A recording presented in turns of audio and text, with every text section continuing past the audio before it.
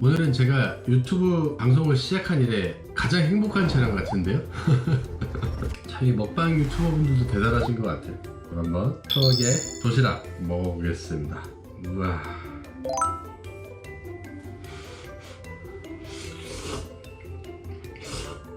와, 진짜 옛날에 어렸을 때 먹던 그 맛 그대로 살아있네요. 와, 정말 하나도 안 변했어요. 맥반석 계란을 최대한 흉내를 내서 만들었는데 한 번 더 돌렸어야 되는 것 같아요. 두 번 밥통에다가 두 번 돌렸는데 얼추 나왔어요. 얼추 비슷하게 색이 나왔고 맛도 찐계란 맛은 아니에요. 일반 찐계란보다 맥반석 계란에 더 가까운 맛이긴 한데 한 번 더 돌렸어야 됐어요. 두 번 돌렸는데 제가 사실 이 도시락 라면을 정말 어렵게 구했어요. 이게 지금 한국에서도 잘 구하기 힘들다고 하시더라고요. 근데 러시아에서는 또 이게 그렇게 인기라고 해서 이 라면을 너무 먹고 싶은데 찾을 방법이 없는 거예요. 제가 공수하는데 문제가 많았거든요. 어떻게 또 찾으니까 찾아봐시더라고요. 옛날에 먹던 라면이다 보니까 요즘에는 잘 모르시는 분들이 계실 수도 있어요. 그리고 워낙에 뭐 짜파구리라든지 까르보나라면이라든지 불닭볶음면이라든지 워낙에 맛있는 라면들이 많이 나왔잖아요 지금 한국에.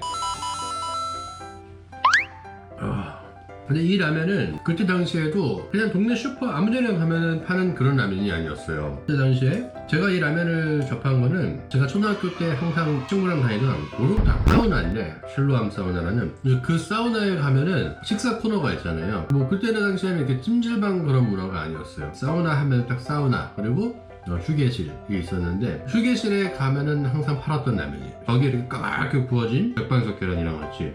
제가 오늘 이 라면을 먹으면서 김치를 안 담은 이유가 있어요. 그 사우나에서 이 도시락 라면을 먹으러 가면 김치를 안 줘요. 단무지를 한 5개, 6개 정도 주고 단무지를 더 달라고 그러면 더 주거든요. 근데 따로 김치를 주진 않았어요. 그 맛이 너무 그리워서 오늘 한번 흉내를 내봤어요. 일본이라 그러면은 많은 정말 종류가 많은 컵라면이 있고 한 번쯤은 먹어보고 싶을 만한 막 귀엽고 요상한 포장지에 포장된 라면들 종류도 굉장히 많고요. 근데 참 이 향수병이라는 게 다른 데서 오는 게 아니더라고요. 저 같은 경우는 항상 음식에서부터 너무나 내 고향이 그리워지고 추억들이 떠오르고 전하는 사람의 정체성에 대해서 뭔가 음식이 떠오르면서 많이 깨닫게 되더라고요. 내가 여기서 지금 뭐하고 있는 거지? 이제 뭐 돌아갈 수 없을 만큼 참 바다의 깊은 곳까지 넘어와 있는 그런 상황인데 내가 지금 다시 그런 그리움으로 한국으로 돌아가서 내가 여기서 이렇게 끓여온 것들을 포기하고 정말 내가 좋아하는 음식들이 막 있는 김치찌개부터 시작해서 족발,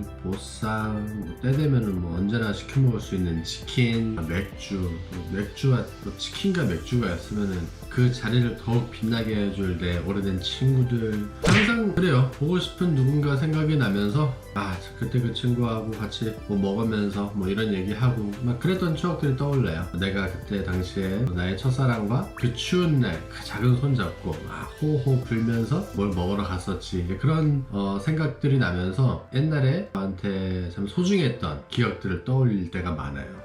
막상 이제 일본에 넘어오기 살면서 그렇게 후회 없이 내가 주어진 일들을 최선을 다하면서 열심히 살아가고 있는데 향수병에 빠져서 되게 힘들 때가 있어요. 이거는 유학을 하시거나 국제 결혼을 하셔서 외국에 사시거나 기러기 아빠라든지 기러기 아빠들은 뭐 말할 수도 없지.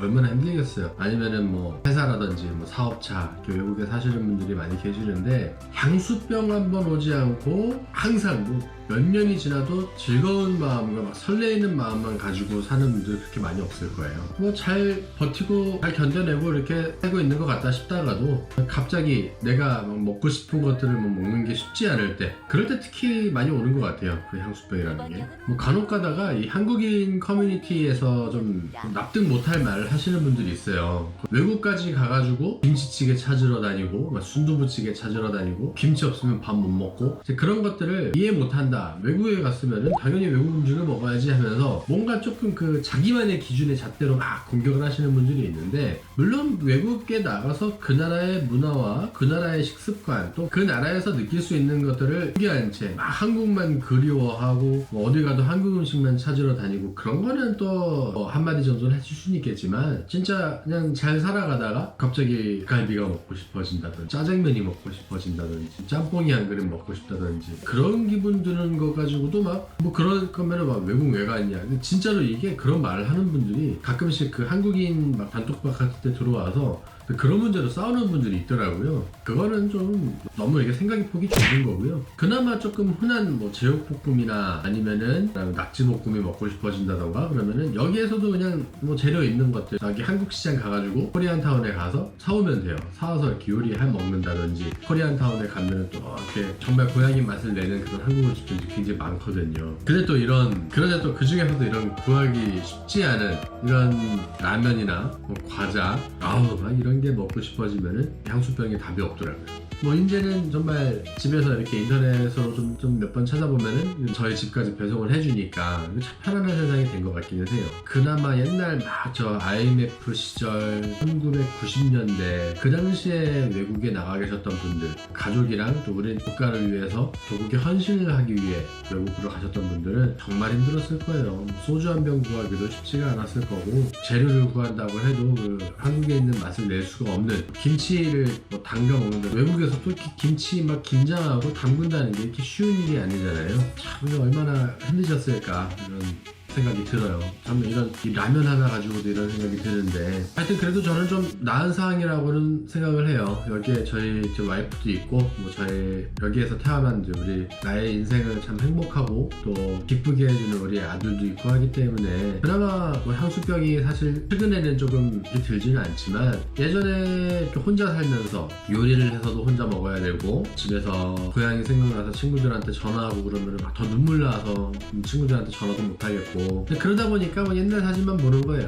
뭐 액자 펼쳐놓고 뭐 페이스북, 뭐 싸이월드 그런 데 보면서 그냥 내가 어렸을 때 살았던 모습, 내가 어렸을 때 갔던 고향들 막 꿈에서도 그리고 어떻게 변해있을까 그런 생각도 하고 뭐 그렇게 버텨간 것 같아요. 기회만 된다 그러면 언제든지 다시 살아보고 싶어요. 여기에서도 지금 벌려놓은 뭐 사업이라든지 저한테 의지해서 돌아가고 있는 일들이 상당히 있기 때문에 제가 뭐 쉽사리 또 기대를 저버리고 쉽사리 이렇게 돌아갈 수는 없는 상황이 되어버렸지만 힘을 내고 이렇게 음식이라도 뭐 우리나라의 옛날의 나의 추억과 그리고 우리나라의 정체성을 잊지 않을 수 있도록 이렇게 유통해주시는 분들한테 참 감사하고요. 그리고 여기에 살면서도 항상 우리나라 이렇게 그리워하고 있고 또 많은 분들이 그렇게 지금 생각을 하고 계실 거예요. 고향이 생각이 나서 조금이라도 좀 마음의 위로가 될까 해서 어떻게 구해서 제가 어렸을 때 너무나 좋아했던 그 라면을 먹어보았는데 오히려 이렇게 하니까 더 그리워지고 더 보고 싶은 사람들 얼굴이 생각나고 아마 하루 빨리 한국에 잠깐이라도 가서 그리운 사람들과 그리운 음식 그리고 그리운 거리를 다시 걷고 싶네요.